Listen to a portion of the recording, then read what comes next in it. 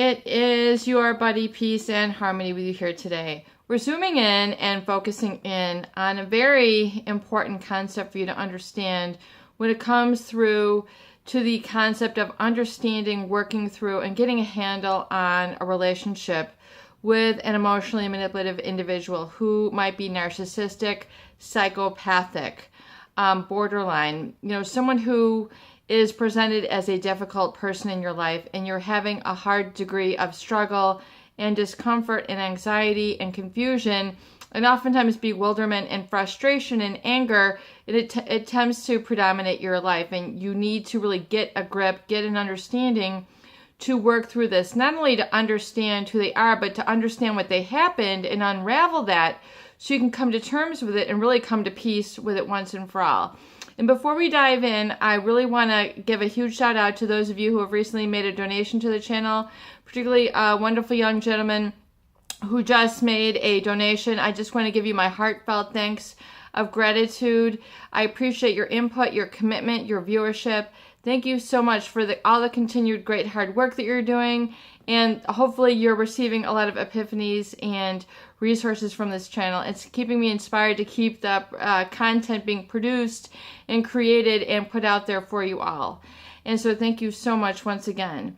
And so I want to get started now and really zoom in on this topic, which was really a viewer comment that really kind of has spurred the inspiration here as well, and that was that the victim becomes the offender in the narcissistic relationship dynamic or the relationship dynamic with a psychopath.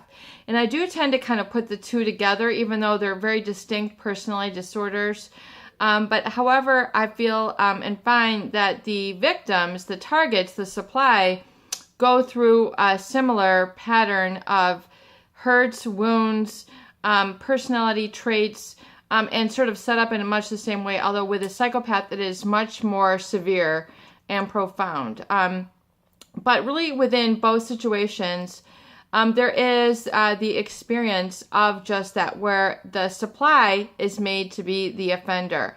It's a manufacturing of provocation, which is basically a deliberate and calculated sort of sussing out, really in the psychopath, but in the narcissist, they really know that they are commit-phobic. They know that they can't really deliver the goods. They know that they can't be there in the way that you need them to be, but they will put on a facade, a mask, a persona to perceive as such. So that is where the hurt and the betrayal comes in, is that there's not really what you see is not what you get. So, but the issue then becomes that the victim, the supply, the one who oftentimes who's done a lot of giving in the relationship, more than their percentage, more than their due, more than meeting people halfway when they need it, giving the affection, the money, the support, the listening, the emotion, backing, dropping everything to listen to them, to be with them,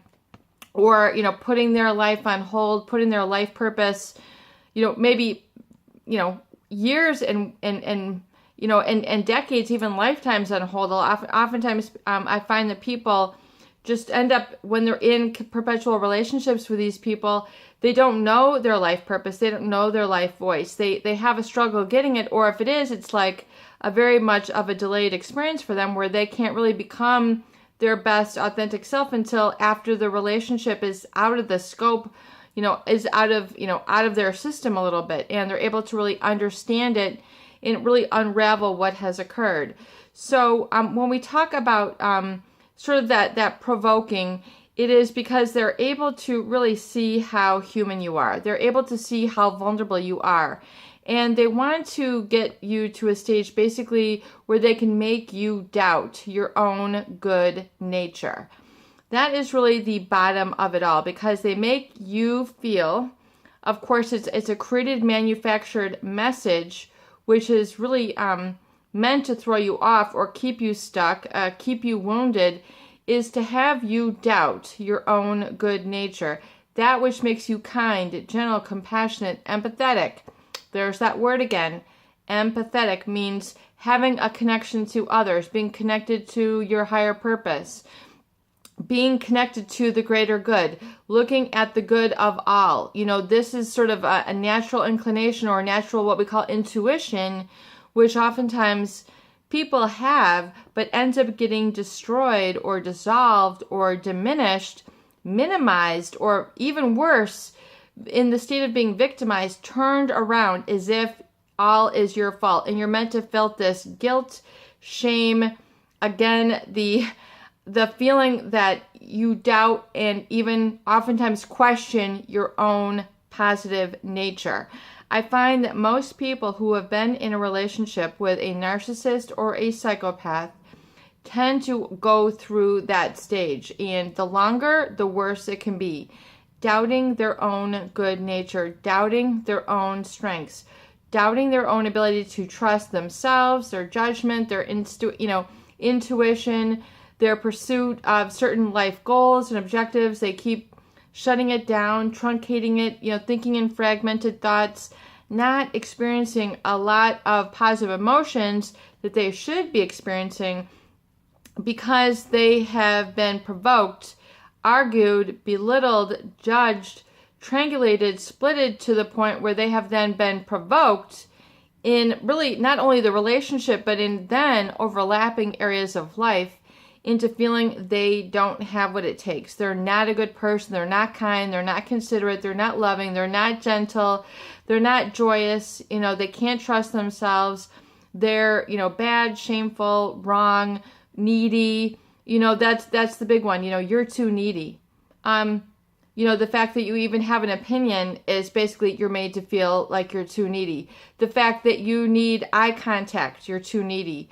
The fact that you need conversation, you're too needy. The fact that you need to get to the truth, you're too needy. The fact that you want to have, a heart-to-heart life, or, you're coming more from that space rather than the analytical, egoic mind, which is just, causing a lot of strife and struggle. In the ego, that mind is really where the narcissist and the psychopath manipulate from. They will turn the wheels of thoughts and get people to second get themselves and get them basically caught up in their heads and then severed from their heart, severed from their instinct, severed from their self-belief, severed from their self-trust.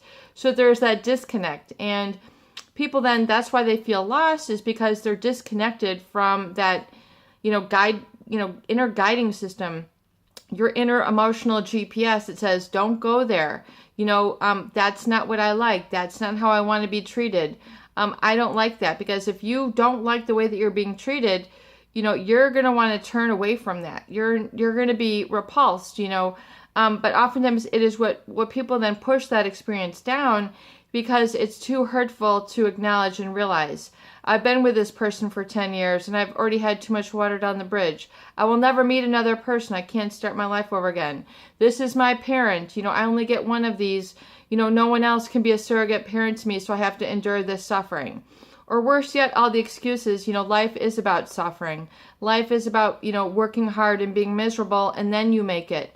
These are all the sort of excuses that people tell themselves and keep themselves stuck and feeling in that, that less than state, and keep them really sort of provoked in that sort of delusion that the psychopath and the emotional manipulator, the narcissist, will have you to believe. So see if you can identify this experience within yourself and realize that this sort of provocation, this sort of making you to doubt your own good nature, is where the narcissist and psychopath hit it best.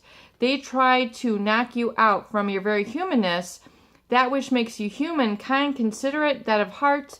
They're going to want to kind of go for that. They're going to want to, take the arrow and really kind of try to kill that part of you, so that you are then doubting yourself, and then basically you're like an empty vessel just meant to listen to them, serve them, things of that nature, and doubt your own life.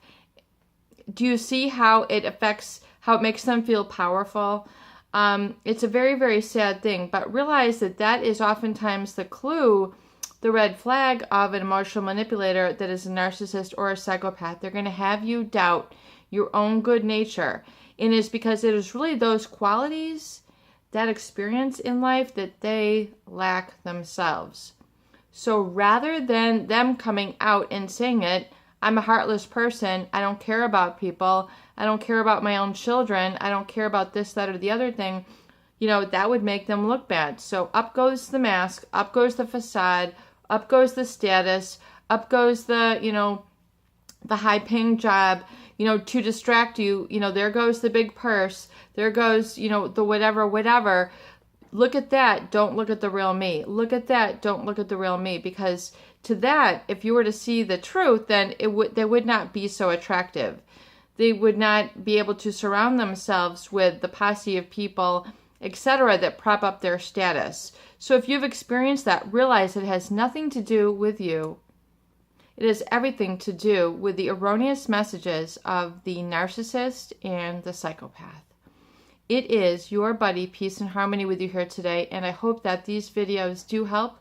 Please share and please subscribe for more great tools, videos, discussion, and support.